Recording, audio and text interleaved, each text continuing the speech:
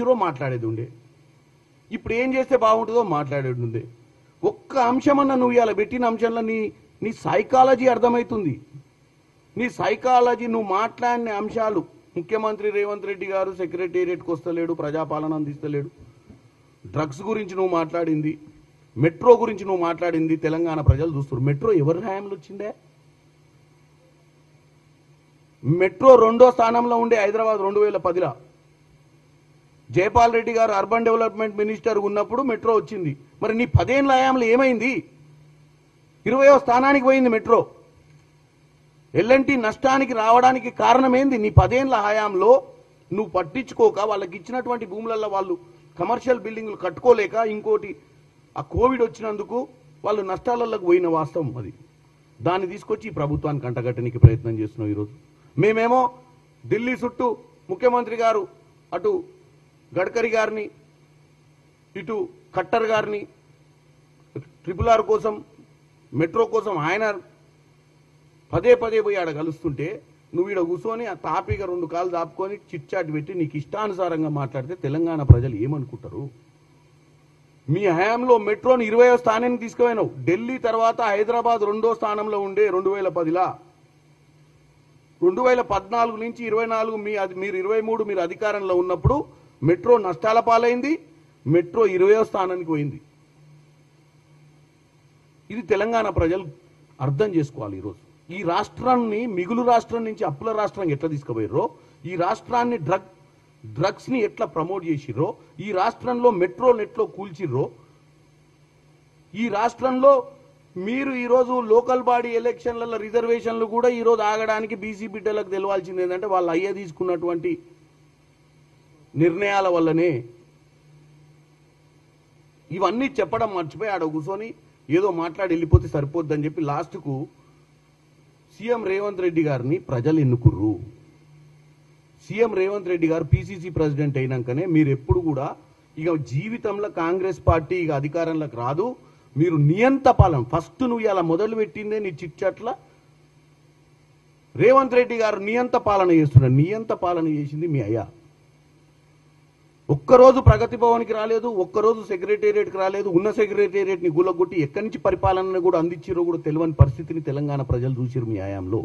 ఒక్క జీవో కూడా ప్రజల దృష్టిలోకి లేకుండా చీకటి జీవోలు ఇచ్చి రాష్ట్రాన్ని దోపిడీ చేసింది మీరు. దోచుకుంది కాకుండా ప్రతిసారి మీ గోబల్ ప్రచారంతో తెలంగాణ ప్రజల్ని తప్పుదో పట్టించే ప్రయత్నం చేస్తున్నారు కేటీఆర్ గారు. నేను ఒక్కటే చెప్తున్నా ఫైనల్గా, ఇప్పుడు ఏం కావాలి మీకు? తెలంగాణ ప్రజలు బాగుపడొద్దు, అంతే కదా. మాకు ఓటేయలేదు కాబట్టి ఎవ్వరికి ఉద్యోగం రావద్దు, ఎవడు సన్నబియ్యం తినొద్దు, ఎవరి పొలం పచ్చగా వండొద్దు, ఎవడు ఇల్లు కట్టుకోవద్దు, ఇంద్రం ఇల్లు. పశ్చాత్తాపడాలి. ఏంది అది? కేటీఆర్కి ఓటేయనందు వలన మనం అన్నం తినలేకపోతున్నాం అనే ఫీలింగ్ రావాలన్నా వాళ్ళకు? బిడ్డలకు ఈరోజు గ్రూప్ 1 పరీక్షలు పెడితే ఎవడా సన్నాసి చెప్పింది 563 ఉద్యోగాలకు 3 కోట్ల రూపాయలు 1700 కోట్లు ఇస్తా అని చెప్పిన సన్నాసి ఎవడా సన్నాసి? మతిస్థిమితం పోయి మాట్లాడుతున్నావా? ఒక రాజకీయ నాయకునిగా, ఒక ఎక్స్ మినిస్టర్గా, ఒక ముఖ్యమంత్రి కొడుకుగా ఈ రాష్ట్రాల్లో నువ్వు విదేశాలలో ఉండి మీ నాయన ముఖ్యమంత్రి అవుతుండని తెలిసి, మీ నాయన పార్టీ పెట్టిండని తెలిసి వచ్చి ఇక్కడ వచ్చి ఉద్యమకారులకు రావాల్సిన అవకాశాలు నువ్వు తీసుకొని ఎమ్మెల్యే అయ్యి మంత్రి అయ్యి ఇవాళ నీకు మంత్రి పదవి పోతే నీ అక్కసేంది? ఎవడు బాగుపడొద్దనా? ఏం మాట్లాడుతున్నావు కేటీఆర్?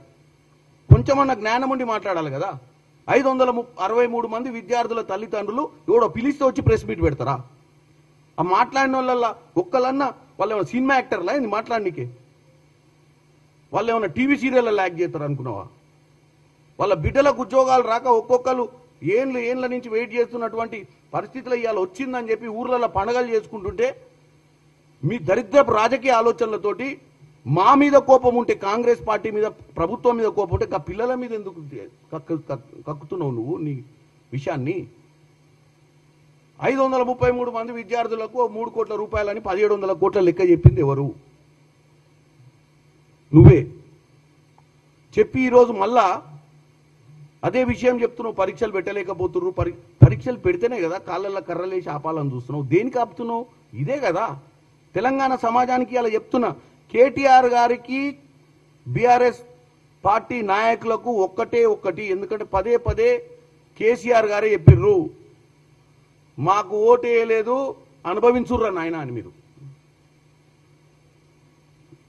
లక్షల మంది మీటింగ్ పెట్టి వరంగల్ దగ్గర ఎక్కడనో రాక మహానుభావుని బోర్డర్ వేసి తీసుకొచ్చాడు, గుసబెడితే చేతగాకున్నా కానీ నిలబెట్టాడా, కర్రలు పెట్టి దిష్టి బొమ్మ నిలబెడితే ఆ సభలో ఆయన చెప్పిన ముక్కలేంది పశ్చాత్తాప పడతారు. ఎందుకంటే